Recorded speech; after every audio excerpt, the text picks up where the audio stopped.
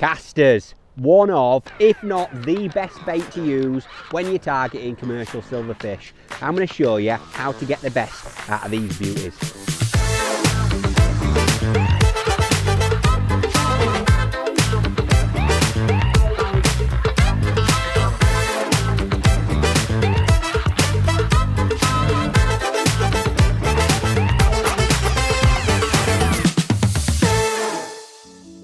I'd always choose casters over maggots on venues like Meadowlands, where you want to try and single out the bigger fish in your swim. We're on the Lambsdown Lake and this is full of big roach, skimmers, odd big perch as well, and casters are a brilliant bait for that. Quite often found maggots can attract the smaller stamp of fish in your swim, which isn't what I'm targeting. Casters, they are definitely the one for the bigger fish. Presentation, when you're doing this style of fishing, is very important. I'm going to give you a few little tips about how to get your rig to act as naturally as possible and to keep a tight line between your hook bait and your float. So where I'm fishing today, the actual toe of the lake is going right to left, so it's moving that way. And what I'll always look to do whenever that happens is I'll flick my hook bait and my rig, the shot, up toe. And what that'll mean is everything will sink and it's going down, and when that caster and all that shot sinks to the bottom, the caster's on the deck, my float, it'll be naturally be going right to left. And that caster hook bait is all tight between my float and that caster. So when a fish eventually picks it up, I'm going to see every little indication. I don't want any sort of delaying the hook bait to the float, because a lot of the time these fish, they're snatching at the hook bait and you've got to have a nice tight line. So when you're fishing with it now, it's going right to left. I'm just going to pull it to a tiny bit, just keep a nice tight line between my float. There we go, great bite. And it's so important that everything's nice and tight and you keep that direct connection, because you need to see all them little tiny little flickers on your float. It feels like a roach, I reckon. There we go, nice quality stamp roach. But having that tight, direct line between your float and the caster is super important. When you're fishing for fish like that, 4 or 5 ounce roach, lovely one. But whatever you're doing, make sure you have a little bit of a thing in your head. Keep that nice tight line between your hook bait and your float and you'll definitely hit more bites.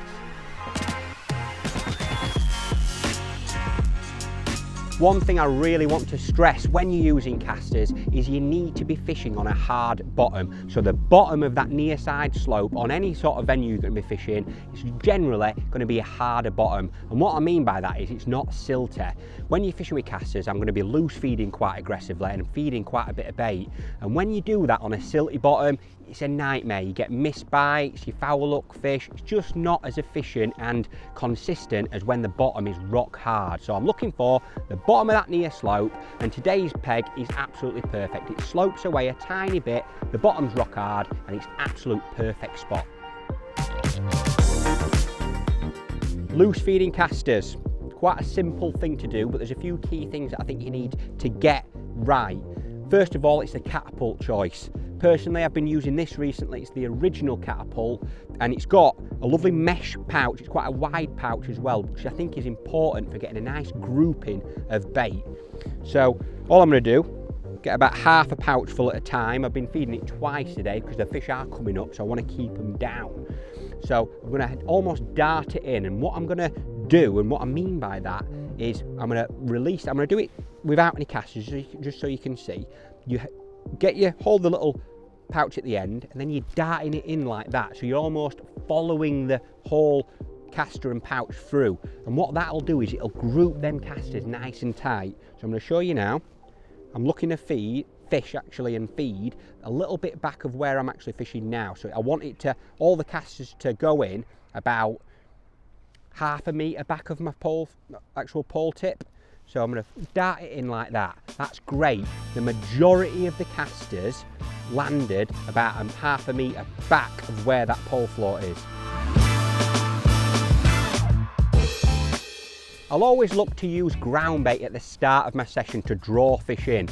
Fish meal ground bait, sweet fish meal ground baits, they are brilliant for attracting fish in your peg. Every fishing commercials loves that pellety sweet fish meal ground bait. So I'm gonna put in 4 200ml pots of a mixture. So it's F1 dark, 100% expander and bagger mix. I've been using that mix a lot throughout the autumn and winter. Absolutely love it. It's not too strong, it's got that sweet element, but most importantly, it's got all them pellets and that smaller particles that fish absolutely love. So 4 200ml pots, and in that, I've actually put 100ml of casters and 50ml of minced chopped worms.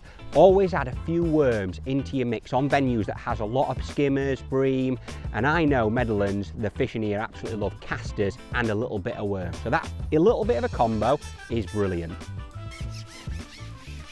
Float choice for this and the rig that you use are two key things that I think will make a difference to how many fish you catch. Personally, I like to use a carbon stem slim pattern float. The one that I'm using today is a slim maggot.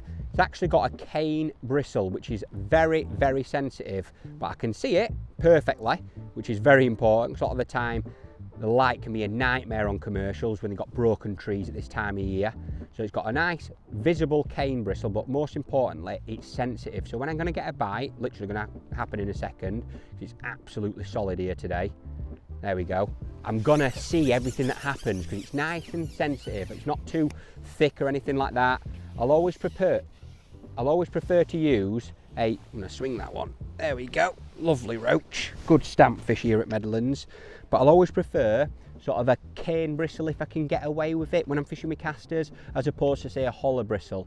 I think the fish feel the hollow bristle sometimes, whereas that cane, when that fish sucks in that caster hook bait, it'll naturally just go under. They won't even know there's a float on the end. So I think that's really important. And then the actual rig that I like to use, I use it for so much of my fishing. It's a 50cm. It's actually reverse taper. So what that'll mean is I've got a shot here, which is a number 10 micro shot. Then 6 inches away, I've got another number 10. 5 inches away, another 10. 4 inch, 3 inch, 2 inch, 1 inch. And then I've got a little bulk of literally 4 number 9 micro shot, followed by 2 micro cubes there.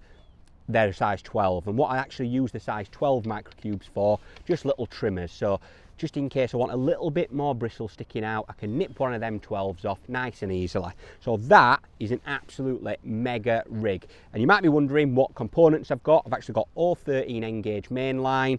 The hook length is 010 pure fluorocarbon, 6 inches long to an 18 F1 maggot.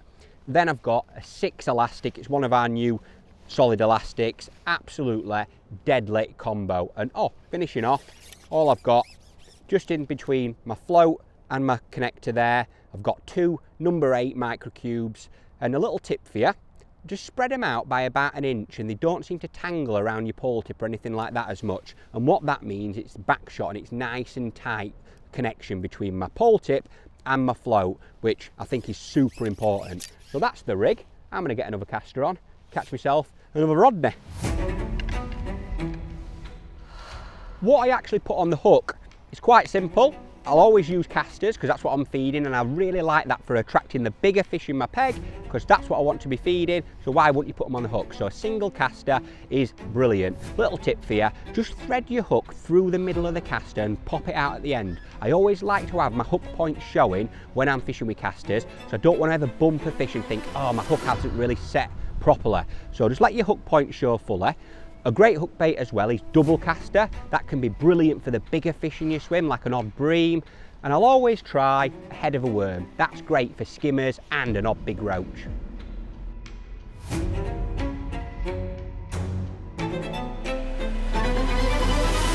The beauty of loose feeding a lot of bait, like casters, you're going to attract a lot of fish in your swim. But I don't want them all on a little sixpence. I can always feed, like I'm going to do now. I'm going to feed once now with a good half a pouch full of casters, just short of my pole tip, like that. It's great, nice big area. But as you can see, I'm fishing like a metre back of where I've just fed those casters. But that's the beauty of it. You're going to have the option of literally fishing wherever you want. Lovely roach, that one. Ooh. So if you want to fish right in the middle of those casters, you can pull your pole back and fish right in the middle. But if you want to fish a little bit past, which personally I like to do, and I feel like that's where I'm going to potentially miss less bites and catch an odd bigger fish like a potential skimmer or bream, you can do. But that is the beauty of having that option of loose feeding loads of bait in a big area. You can go left, right on top of your bait, or like I like to do, just about half a metre to a metre past.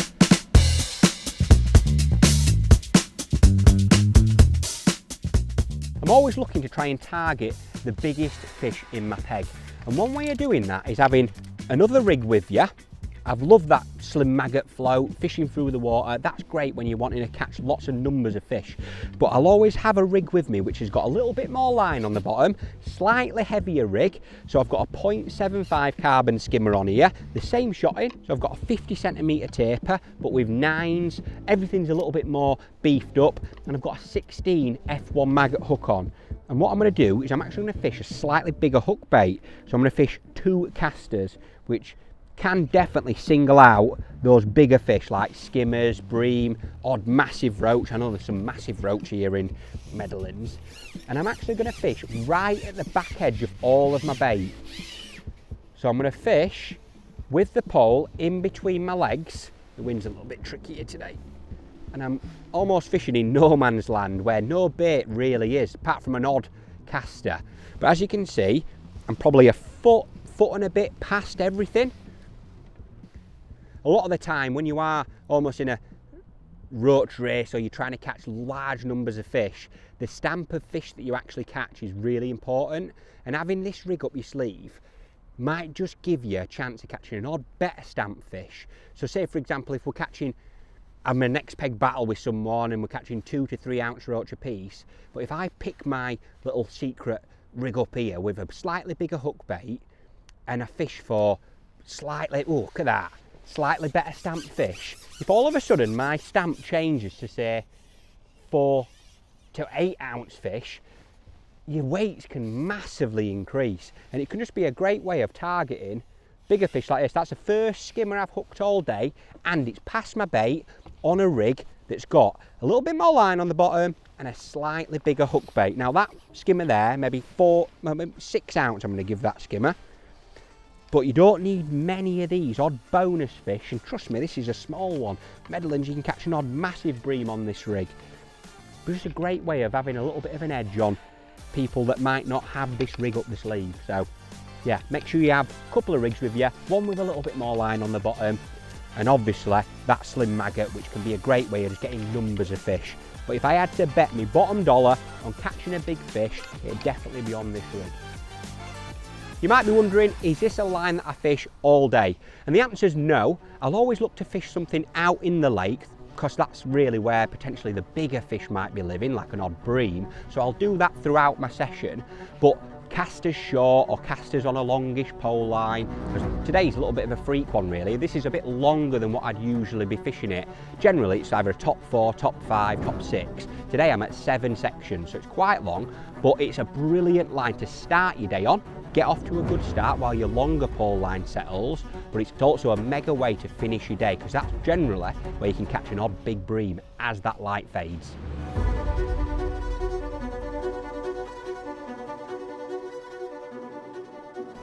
Absolutely mega day here at Meadowlands. We've caught loads of fish on casters, skimmers, roach, nice perch, real mixture of fish, and that's the beauty of casters. You can catch pretty much everything. So I hope you've learnt a few tips, and I've just finished off with this cracking skimmer. As I said, a few bonus fish as that light goes in these later wintry days. We'll get on the casters, you'll have an absolutely mega day's fishing.